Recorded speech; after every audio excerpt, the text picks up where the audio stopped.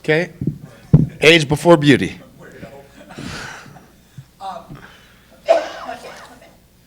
Is, I thought all the way up here how to ask this, is part of what Caleb's going through right now, and especially toward down the stretch, a product of his playing through back pain that's probably always going to be there, and it's just finally just built up? Yeah, I mean, I've obviously known Caleb close to 6 years and coached him for 3, and so I know, what his character is. I know what a competitor he is. I'm sure there's some frustration in there's times he hadn't been able to practice. There's times that it gets re-aggravated. There can be things in a game that, can make it flare up, set it off. So I don't know specifically, like, minute to minute, moment to moment, how he's feeling in that moment with his back. What I can say is that obviously he's a highly competitive guy. He plays hard. He wants to do what he can for his team. And, there's a little bit of frustration that set in probably over that on Saturday. And so he's continued to work and do everything he can within his control. We're just going to keep taking it one day at a time. He's got to do what he can, make sure he's getting the treatments he needs to and doing the stretching and all the things that he can do and put himself in the best position he can, for that game on that day. And we'll just take it as it comes. Reflected on Saturday and watched the film, was it just reinforced what your feelings were after the game? Yeah, I mean, they're certainly a very good defensive team and maybe as good as any in the league, or probably, as good defensively that way. And they take a lot of pride in it, too. You can tell it's something that they, as a coach, when you watch someone on film and you play against them, you can be like, all right, they're probably spending about 2 hours a day guarding people and just taking pride in doing it. So, I think for us, when we weren't seeing the ball go through the hole at certain points, whether it is foul line, layups, jump shots, whatever you want to call it, that had a little bit of a mental effect on us. And then I'd say, it seemed to go fast, right? Like it was a game that you felt like we still were in a great position, and then all of a sudden they score, they hit a transition 3, now it's 5. And I think everything we talked about after the game still would hold true, that like we've got to stay poised, we got to stay together. We certainly, we can't have unnecessary fouls where we give our opponents, essentially the opportunity to get free points at the foul line. And then we've got to be able to do our job, when we get those opportunities. So I think it still, comes down to that, did on Saturday. And I think, overall, when you look at our league, everybody talks about how good it is, and yet every day there's like a new talking point, right? Which, today is, wow, can you believe what happened last night in Lubbock? And it's like, yeah, absolutely I can. 100%, right? And so now they've got 3 top 15 wins at home, and then you look at it, and the team that currently sits in the bottom of the league standings right now, 2 weeks ago, beat the number 1 team in the country by 24 points. So the teams in the league are really good. The league's really strong. You've got to do everything you can to not put yourself in a deficit, and I thought we did some things Saturday that didn't give us our best chance.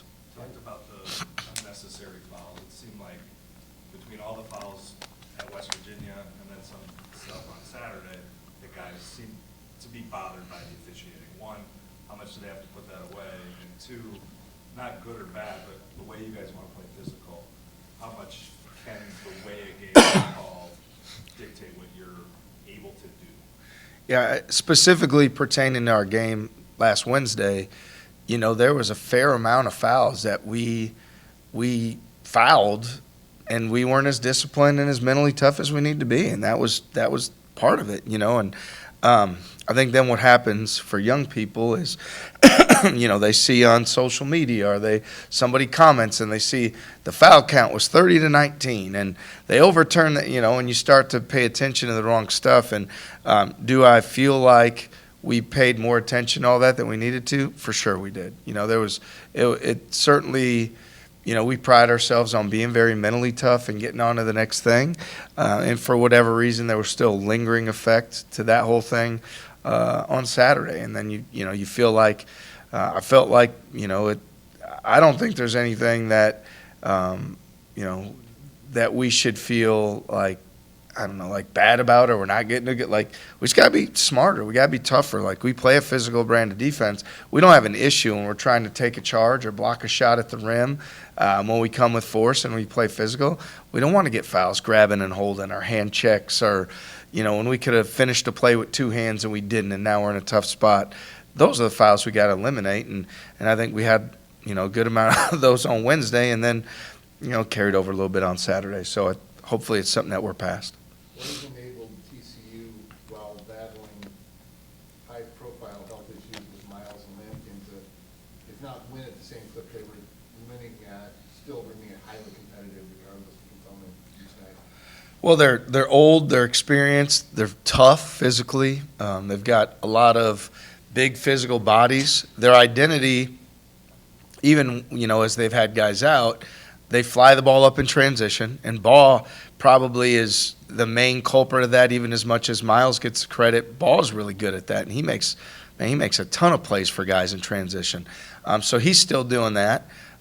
They are awesome on the offensive glass, and they've continued to do that, and they still have the bodies to do that. And then they're just a physically tough team. I think they've got a really good coach, and they've got guys that play really hard. And so for them, certainly, Miles is, preseason player of the year in the league and all that stuff, and he's a really good player and impactful. But they've got a culture and a belief and a physical toughness to how they do things that, it's more than just one guy or, a couple guys out. They've got a lot of other guys that play a lot of college basketball games that can carry that job out as well. With two straight home games, not having to travel and stuff, does that allow you to kind of clean up some of these areas that you're looking to clean up? Yeah, I mean, it's certainly when you have practice time, that's helpful. We've been able to have yesterday and today.